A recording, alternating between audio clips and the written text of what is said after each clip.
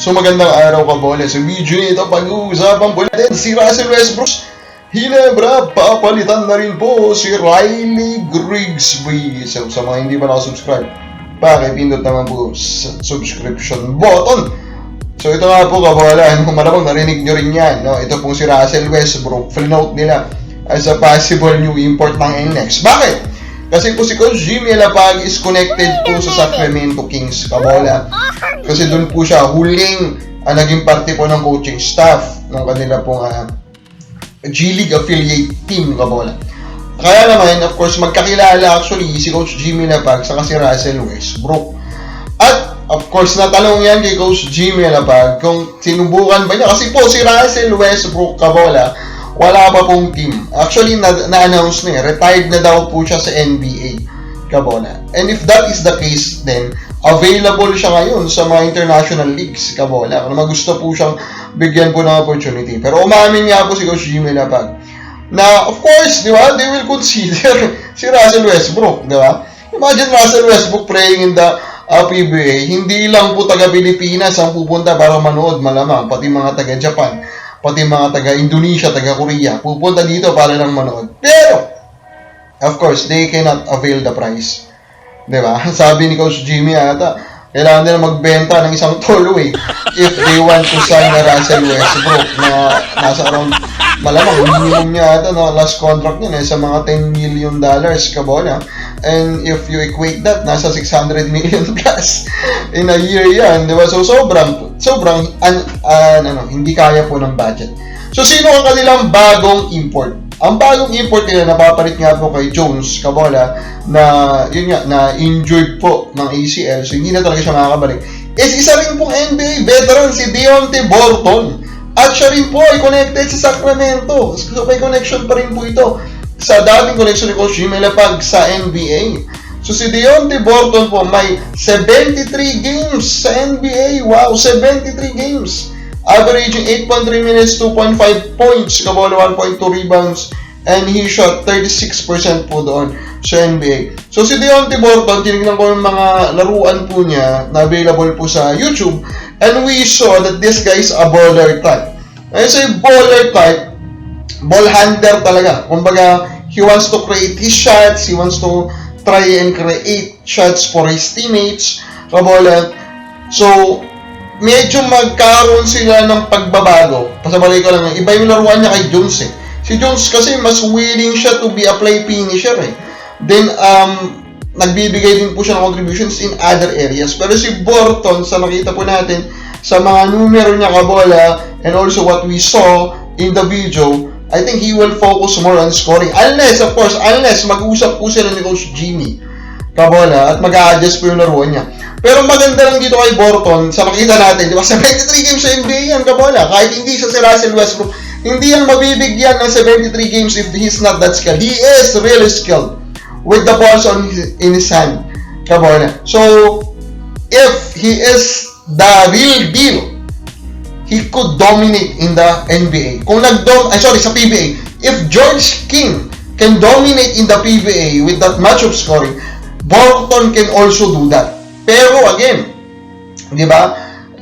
It will really depend kung paano niya po i-handle yung sa liga natin.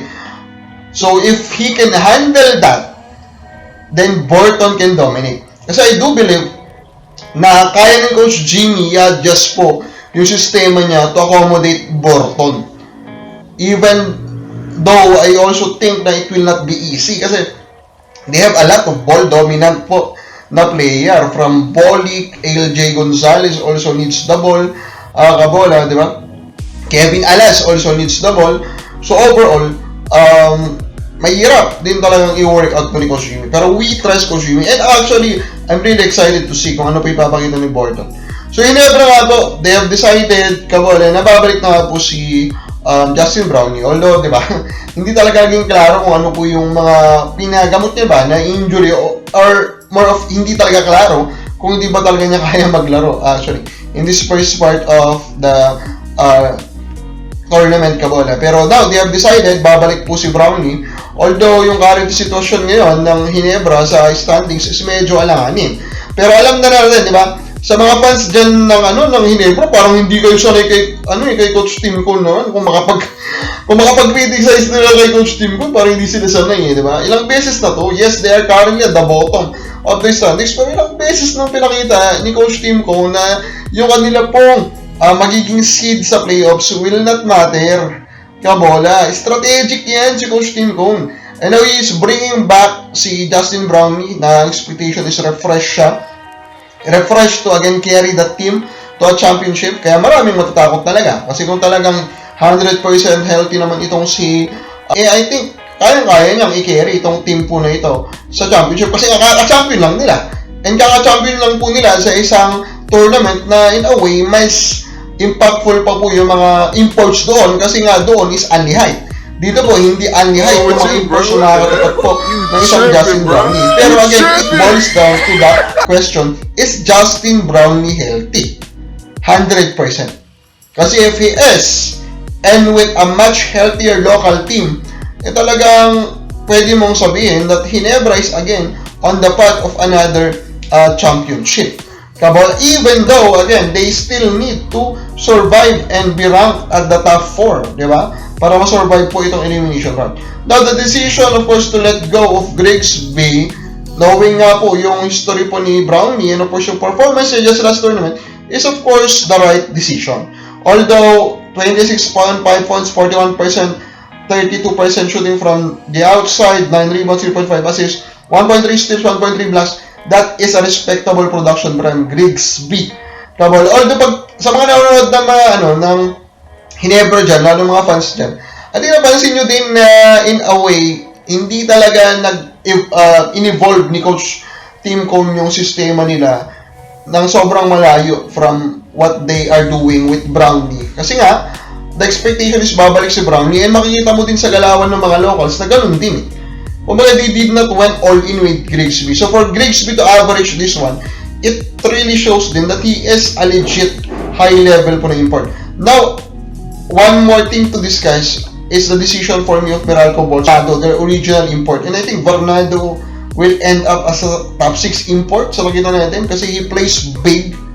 Kabola, in their first game against Hinebra, he went for 31 points, 6 rebounds, 4 assists, 3 steals, 2 blocks. The guy can do a lot of things. He can really dominate with his size in the wing position. Although, yun nga, big man po yung kanyang laruan dito sa PBA. Pero, ang main criticism ko with this decision is the reality na Meralco is now on the running sana for the number 4 pick. So, para sa akin lang, yes, I understand, diba, that Meralco wants still to perform well in this tournament, pero in a way, yung locals nila talagang medyo pangit po ngayon ang galawan.